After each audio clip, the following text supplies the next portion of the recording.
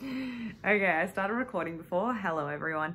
And I just couldn't put you guys through that. I started going off on tangents about the angle that I'm recording this from and how I look, and at least, you know, that this is my baseline. So if you see me in person and I look better, then it'll be a pleasant surprise. But this is what we're working with. I kind of look, when I have my hair out like this, like little pieces out like this, my mom tells me I look like a cockroach. So mothers, aren't they the best? They really are. Okay, so I love my mom. She's so funny. Anyway, so I was thinking that today, I never know where these are gonna go. I just start and I kind of have like, you know, I have an idea of like, oh, this is the thing that I'm gonna talk about, but I have no plan, like ever. It's just off the cuff. So imagine I have a whole script written up. Hello, everybody. So anyway, I thought today I would talk about chronic illness and injury, you know, just like a nice light topic for your, what is it, Wednesday evening. But it's something obviously not, or maybe not obviously, sorry, but it's something that I think about a lot, and chronic illness and injury. You know what I'm actually going to call it? I'm going to call it invisible illness. Let's just say that. And under that umbrella, we will include injuries or any types of chronic conditions, especially when they're chronic, and you're living them with long term. Yeah, it's God, it's a journey. And it feels like you have this weird companion with you, but the companion isn't your friend, but they're just permanently just there, and you just have to learn how to manage them because they act up and they act out all the time, and you just have to deal with it. But yeah, for people that have either dealt with or are dealing with chronic illness or injury, this one's for you. This one's for you especially. And for people that have never had to deal with anything like this, God bless, Godspeed. That's amazing. I wish you the best health in the world. I cannot even begin to explain how much it changes your life. And I mean, like every experience, I do believe that the internal journey that you that you go through during these types of dark times, hard times in your life, I don't think you'd have access to otherwise. Maybe through other catalysts, but God, this has been, yeah, speaking from experience, chronic fatigue, for example, let's start with that. But chronic fatigue has been my single biggest teacher in my life so far. Single biggest and longest teacher. God, yeah, that's a journey and a half. I don't know if I'll go into the ins and outs of my personal experience in this podcast. I don't know how interesting it would be. I think maybe it will only be interesting to people that have personally had experience with it, because it's something that's incredibly difficult to explain to someone. Not even difficult, I would say it's impossible. You will not understand it unless you have been through it. It's just as simple as that. And yeah, speaking from experience, I mean, I actually didn't share it with anyone for God, I don't know, probably only started sharing it with people 2 years ago.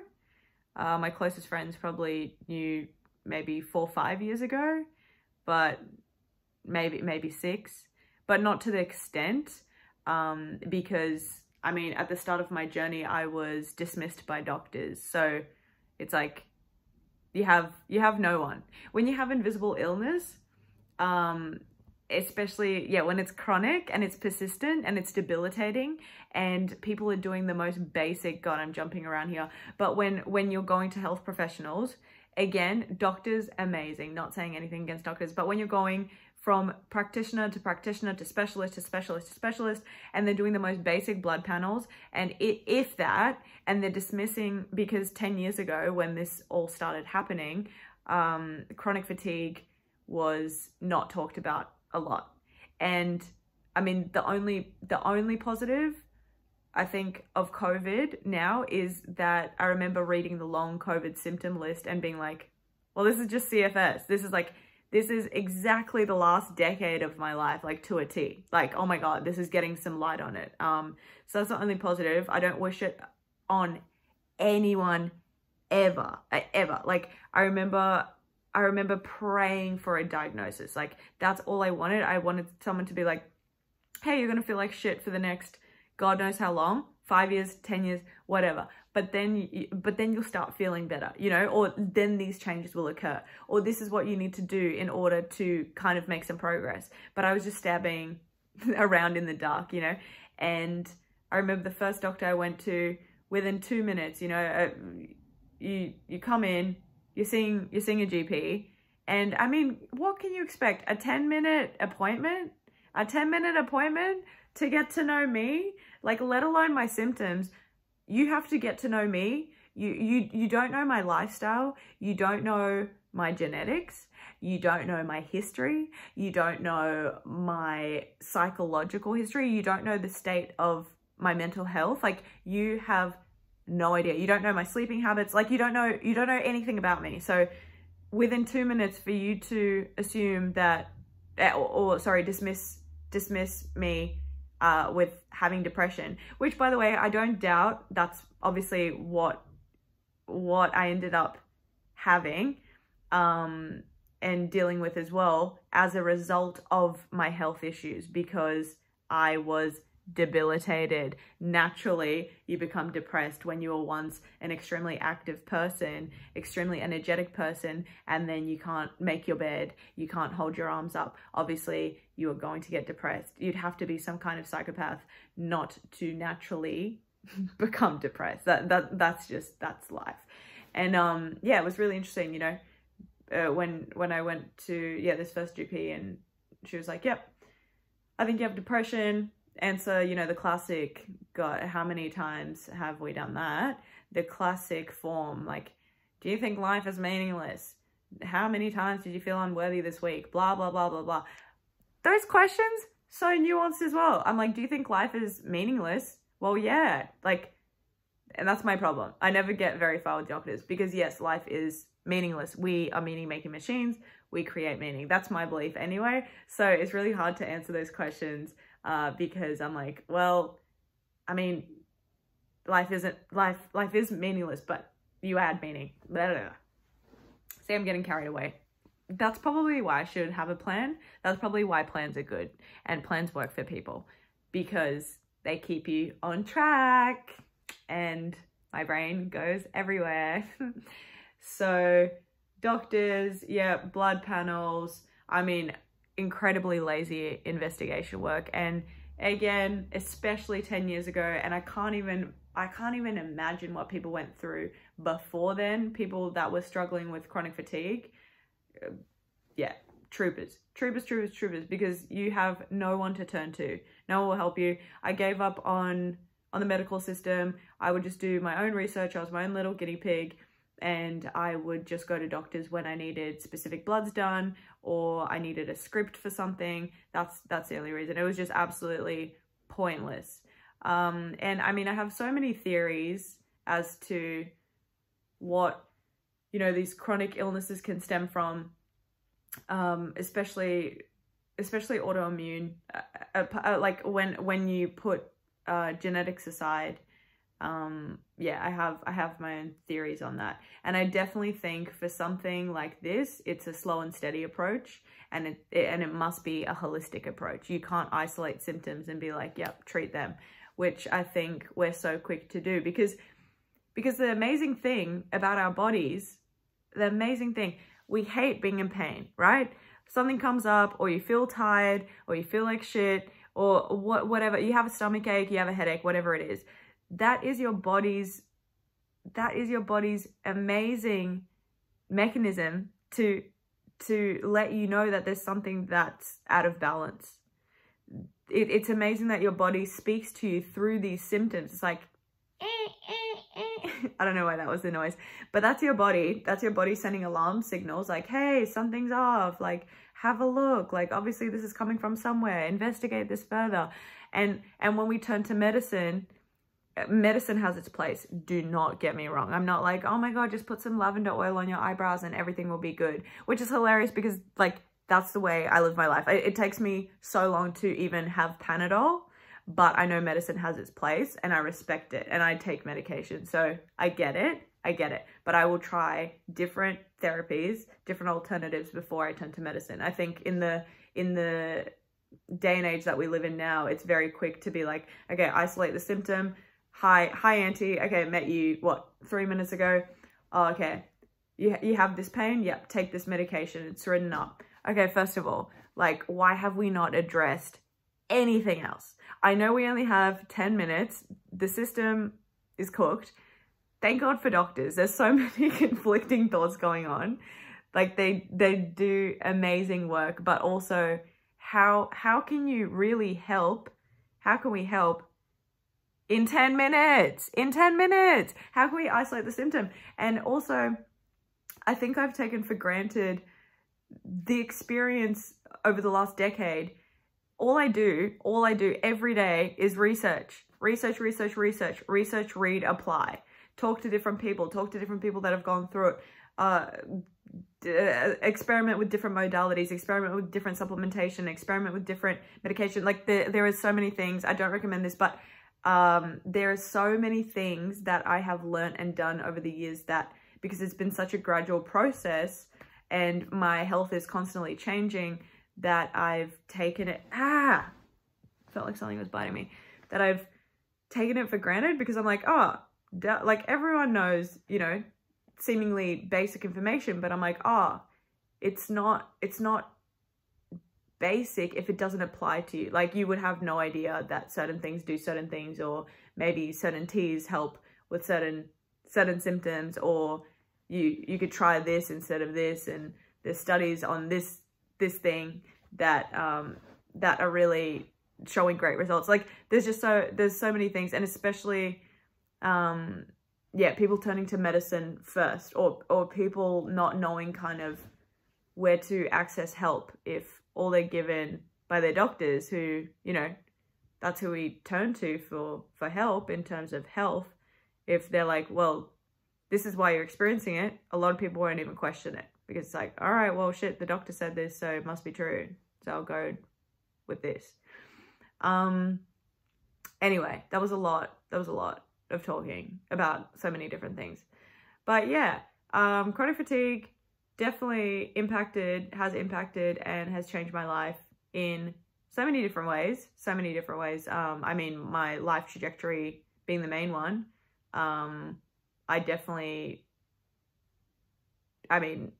used to dance, like train, at least 3 hours a day.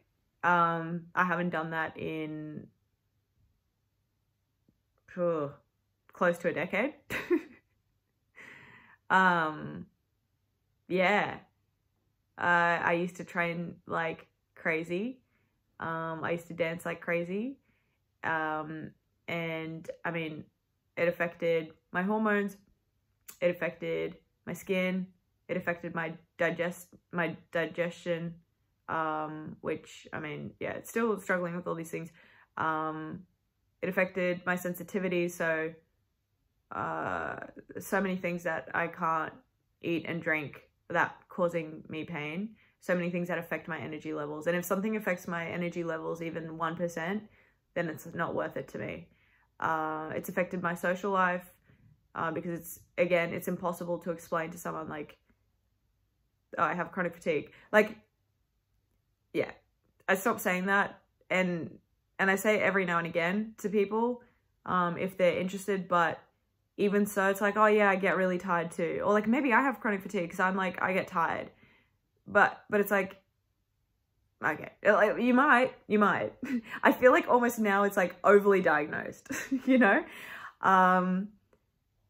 Yeah, because, and I know no two bodies are the same, but I'm like, babe, like, you know, if you're eating McDonald's and you're going to bed at 2, 3 a.m. and you're drinking quite regularly, like, yeah, I mean, you're probably going to be tired. you're probably going to be tired. Also, chronic fatigue, the kind of tiredness that you get with chronic fatigue is unlike any fatigue you've ever felt in your life. It's not like that tiredness where you take a nap and then you recharge your batteries and then like you're good to go. You just need a day or two off. It's not that. Chronic fatigue, it feels like something has sucked the soul out of your body. Like you are an empty shell and life is passing you by. It feels like I literally will wake up. I mean, it's gotten incredibly, I've made so much progress. All I've done in the last 10 years is throw my resources into a black hole, trying to heal, because I am convinced that I will heal and I am getting better all the time and I am figuring it out.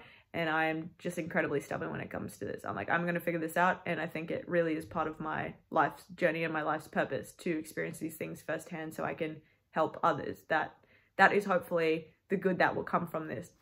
But in order to do that, I need to have the strength to be able to properly be able to share and help people. But yeah, getting up out of bed, thinking through, oh, okay, Auntie, you have to sit up. Okay, you have to get up. Okay, you have to go brush your teeth. Like literally thinking through every single thing and not being present. I feel like I haven't been present for the last 8 years of my life. Probably in 2020, I felt like I kind of touched back down to earth a little bit more.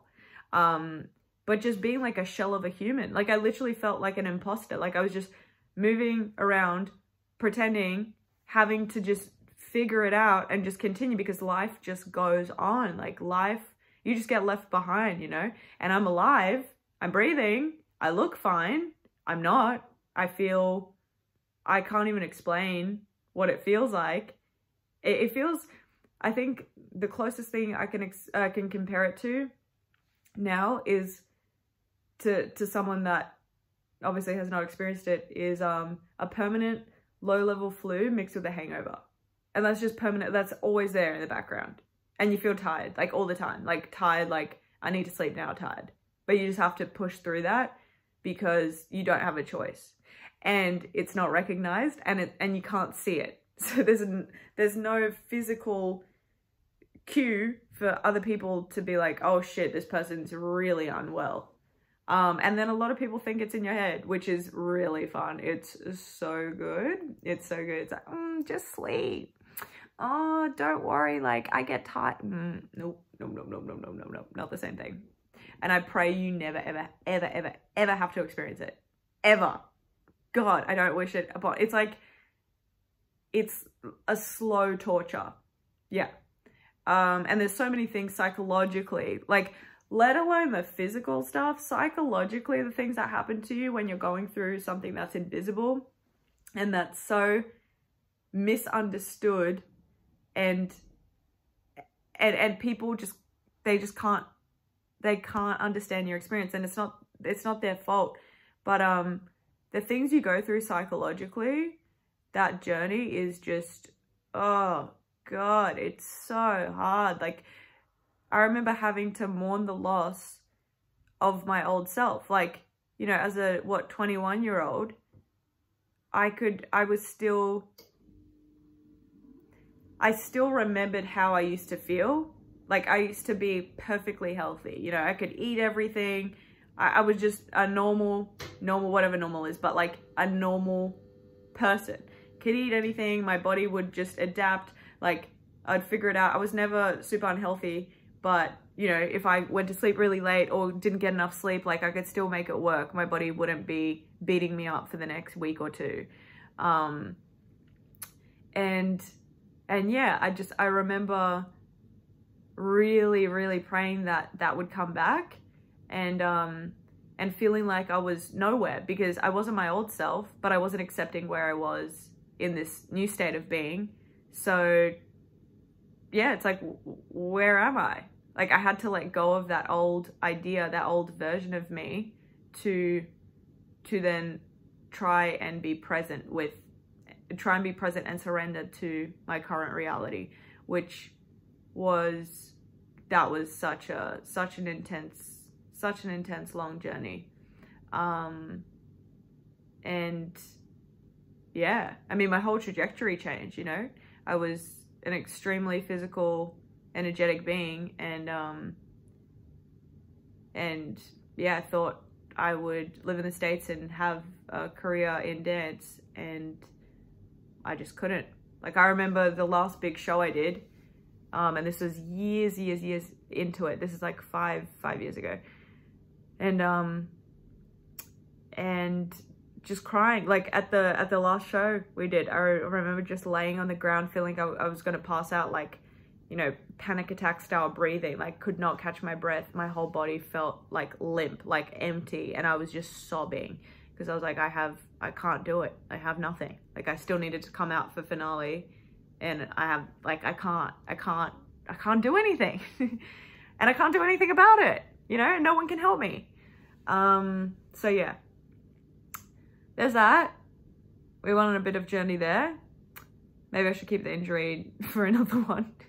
But injury, I mean, very similar injuries, chronic pain changes you, changes your neural pathways, changes how you operate in the world. Subconsciously, you're always scared, you know, if I do this, will my pain get worse? If I push myself a little bit here, what will happen? Will I have to pay for it for the next week? If, you know, I'm like, if I teach an extra hour, like, how will that impact me? And will that, like, if I teach that extra hour, I might not be able to teach for the next 2 weeks because I've just pushed it too far. Sometimes, you know, the pain's so great where I'm like, shit, hopefully this isn't the last class I teach. Like, who knows? Because the sensation in the body is like, oh, something's gonna snap. Oh, something's gonna go, like, something's gonna go wrong. It feels like extremely unstable. And it's always in the back of your mind. And that's another thing that's really hard to grapple with, psychologically, because I feel like I've built up a lot of resilience, through life, but especially through having chronic fatigue and different health issues, from such a young age, and through this injury, that people just don't get it. It's like, well, if you feel like this, then how can you do that? Like, you must not feel that bad. And it's like, dude, I don't have another choice. Like, it's either I live my life in bed and do nothing and quit everything, which I basically do. Like, aside from teaching, I spend all of my time alone. Like, aside from teaching and working on my brand and doing my things, like, socializing is so exhausting to me. I get it all out in my teaching. I love to socialize. I love having conversation with people. It takes the life out of me. It takes the life out of me. Like, you know, I appear one way, and this is how everyone would appear, you know, we're out in the world, and that is genuinely me. And I feel like I channel something higher than me. Like, I get that energy when I teach, because I love it so much. It's like, how do you teach? If I didn't have dance, like, if I couldn't teach, if I couldn't be in that environment and share my love, then I do not know where I would be. Like, I don't think I would be here, because there would just be no reason. Like, there's nothing that brings me joy, you know? There's nothing that makes me happy. And if that was taken away from me, then yeah, I just don't know. I don't know. So I figure it out in the way that I can. And that means, you know, teaching less. That means because I choreograph, I'm able to control where my weight is placed. Like, it is constantly on my mind. I'm constantly managing all of my symptoms, even though you can't tell, but I always am. My whole life revolves around figuring out, like, oh, okay, if I go out to this dinner and stay up like an hour past my bedtime, then okay, is it worth it? Because I'm gonna have to pay for it for the next 2 days. Like, I'm just not gonna feel right. I'm gonna feel like shit, and I just have to, and then it'll set me back on all my other things. Yeah, so it's extremely hard. It's extremely hard to explain. It's very, very difficult to live with things that are invisible. and misunderstood. And what's the other word I'm looking for?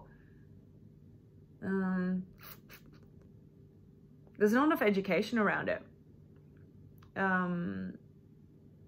Yeah, and it's one of those things that, like anything, I guess, you know, if you haven't personally experienced it, then I mean, I've had people look at me crazy when I'm like, oh, I can't eat that, or like, and I used to feel so bad and guilty. Like, I would push myself to do things because it was weird and not normal that I couldn't. Like, I know in the past, you know, I can't drink alcohol. My body rejects it. I feel like shit. And for some reason, especially in Australia, because there's such a big drinking culture, I know that people have made comments like that I'm like better than them, or I think, you know, I'm healthy or something because I have refused to drink, which is absurd because it's like, bro, I don't even get like the fun joy from drinking. I don't even get that nice buzz. My body just goes drunk in about 3 seconds, migraine, and then I feel incredibly nauseous. Everything's thrown off. I'm going to be paying for it. I don't sleep properly, literally, from like a couple sips of alcohol. And then I don't, like, my next 3 days are screwed up. Minimum, if that, if I'm lucky.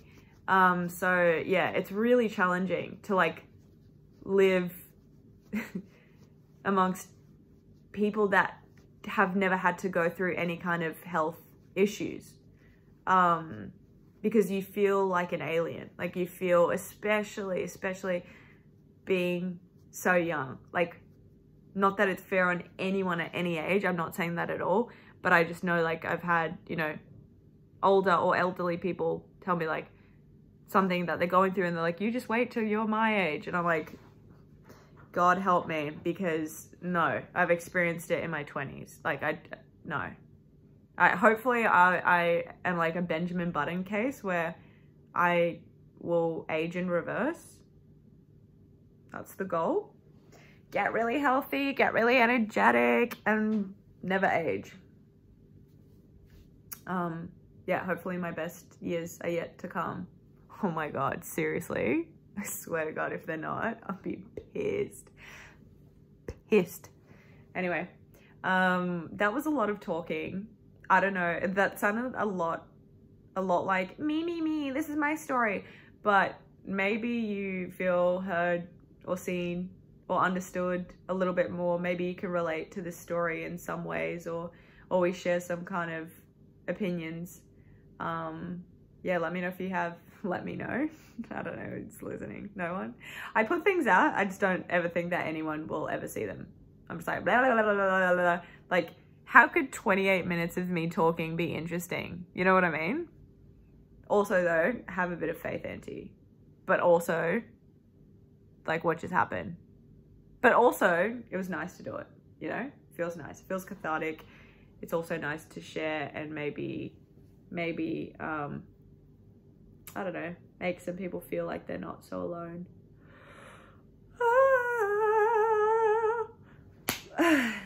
Okay, a yawn means that it's time to go. Not really, I yawn a lot. I'm gonna make some potato.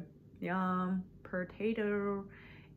Yeah, I'll probably do another episode about things that have helped me in my journey. There's been so many over the years, so many, and at different times. But yeah, I have like specific sleeping patterns and things I do before I go to bed to help me relax. There's a real focus on my nervous system. Oh, that must sound really nice in the speakers or your headphones. All right, that's enough. Bye. Thanks for listening. If you made it this far, congratulations. You are one of my top 10 chosen. No, okay. Bye.